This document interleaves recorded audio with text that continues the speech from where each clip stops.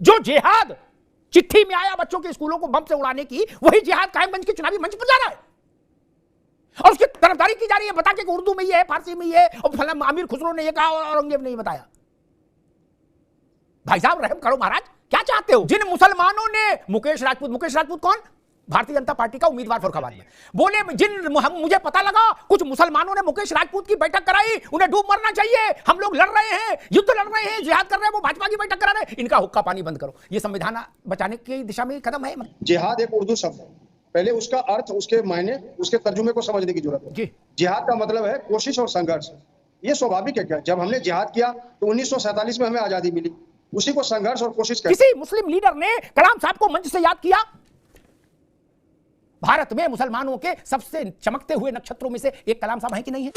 नमस्कार दोस्तों, एक वापस से नए डिबेट वीडियो में आप सभी का स्वागत करता हूं। मेरा नाम है गौरव और आप देख रहे हो धमाका डिबेट्स। दोस्तों एक बार फिर से वरिष्ठ पत्रकार अमिताभ अग्निहोत्री जी का डिबेट वीडियो लेके आ चुका हूं। और दोस्तों जैसा कि आपको पता है कि सलमान खुर्शीद जो कांग्रेस पार्टी के नेता है, उनकी जो भतीजी है वो बोल रही है कि इस चुनाव में जो है जिहाद करना है, यानी कि वोट जिहाद की बात हो रही है। और दोस्तों जैसा कि पता है कि दिल्ली के स्कूलों में बम से उड़ाने की धमकी में भी जो लेटर मिला था उसमें भी जिहाद की बात की गई थी। दोस्तों आज की डिबेट में अमिताभ अग्निहोत्री जी ने कांग्रेस पार्टी के प्रवक्ता मुन्ना खान और समाजवादी पार्टी के प्रवक्ता जो आजम खान है उनको बहुत ही अच्छे से जबरदस्त तरीके से धोया है। दोस्तों डिबेट को शुरू कर लेते हैं। चैनल पे पहली बार है, चैनल को सब्सक्राइब करिएगा, वीडियो को लाइक और शेयर अवश्य करें। तो चलिए इस वीडियो को शुरू कर लेते हैं। बच्चों के स्कूलों में बम फेंकने की बात करने वाला वो कोई हो, काला चोर हो, हम अभी बहस में नहीं पढ़ रहे क्या? उसने अगर इस शब्द का इस्तेमाल किया कि हमारे दिलों में जिहाद की आग धधक रही है, तो ऐसे शब्द का इस्तेमाल चुनाव के मंच से नहीं होना चाहिए। खुदा न खास्ता कोई दृश्य हो जाता देश में, उनके दिल में तो आग धधक रही थी। बिल्कुल। फिर कितना ठंडा पानी ये मुल्क डालता उनके दिल में, इसका अंदाज है ना? बर्फ का पानी कितना पड़ता। उसी जिहाद को आप कायमगंज के मंच पे ले आओगे। कहां ले जाना चाहते हो मित्र देश को? जो जिहाद चिट्ठी में आया बच्चों के स्कूलों को बम से उड़ाने की, वही जिहाद कायमगंज के चुनावी मंच पर जा रहा है और उसकी तरफदारी की जा रही है, बता के उर्दू में ही है, फारसी में ही है, और फलाना अमीर खुसरो ने ये कहा और औरंगजेब ने ये बताया। भाई साहब रहम करो महाराज, क्या चाहते हो? दया करो प्रभु, जनता को बौरी न समझो, बौरी थोड़ी ना है। आप ठीक है काजू बादाम खाते हो, लेकिन रोटी जनता भी खाती है, उसको भी उतनी समझ है। सुजाता जी, इस्लाम के मानने वाले ने चिट्ठी भेजी या आइडेंटिटी फेक है, मैं उस बहस में अभी नहीं जा रहा, ये एजेंसीज का काम है, वो उसको देखेंगे। लेकिन उसमें लिखा कि हमारे सीने में इसकी आग धधक रही है जिहाद की।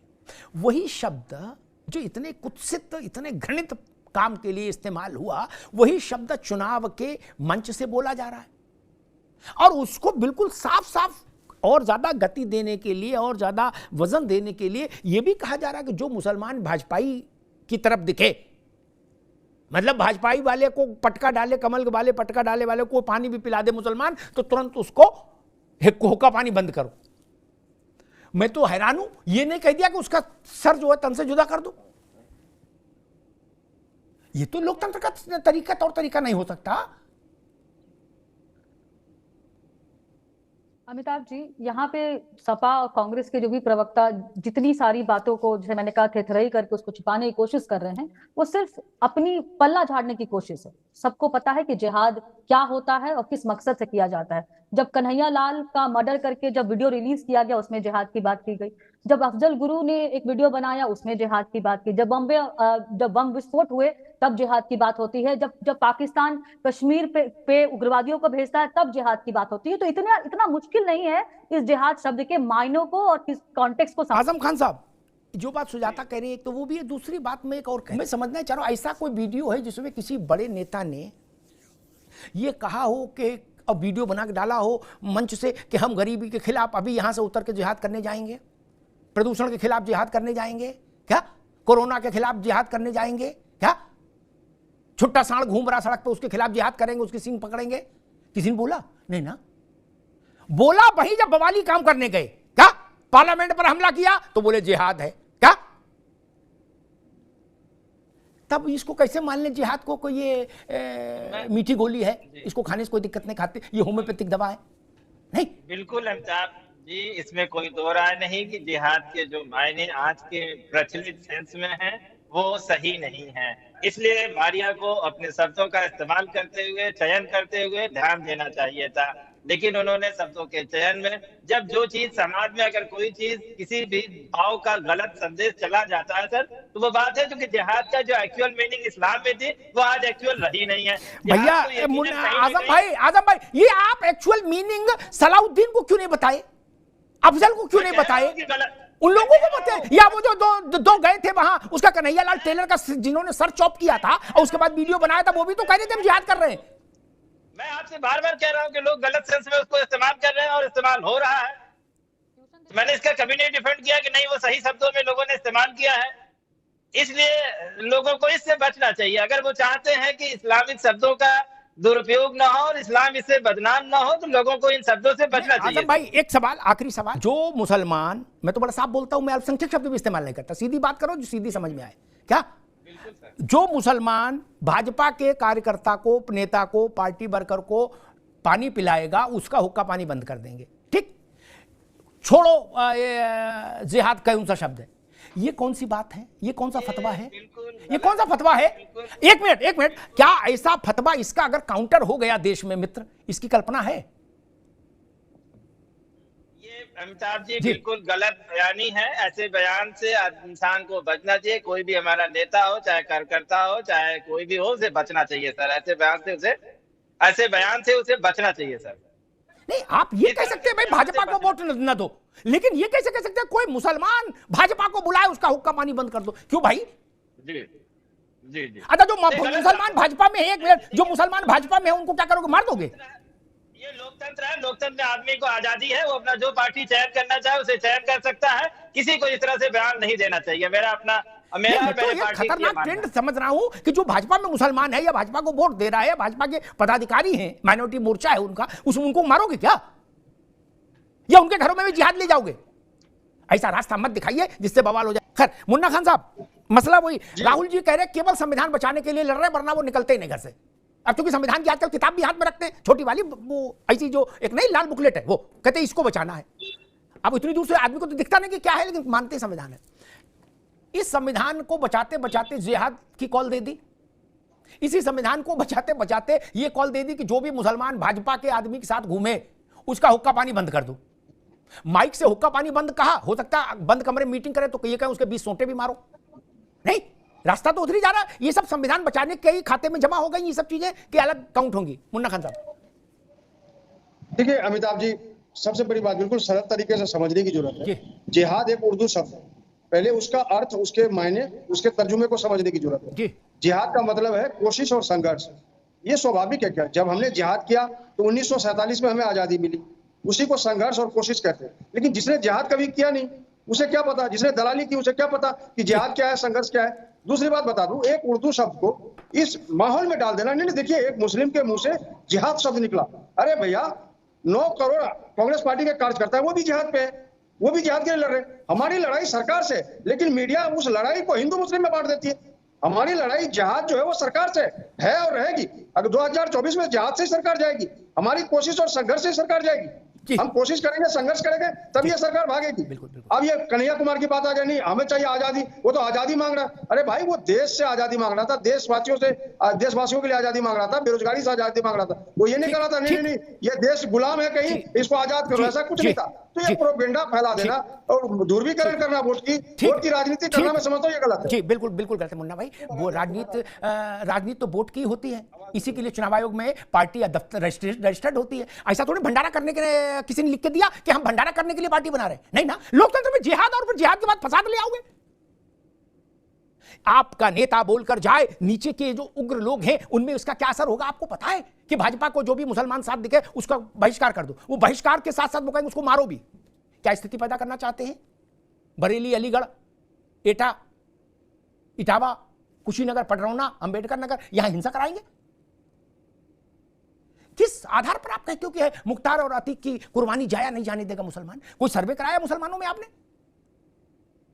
ऐसी बात आपने कलाम साहब के लिए कभी नहीं कही किसी मंच से। किसी मुस्लिम लीडर ने कलाम साहब को मंच से याद किया? भारत में मुसलमानों के सबसे चमकते हुए नक्षत्रों में से एक कलाम साहब हैं कि नहीं है? उनका नाम आप लोग क्यों नहीं लेते? कहीं संभल में, गजरौला में, अलीगढ़ में, बरेली में क्यों नहीं लेते?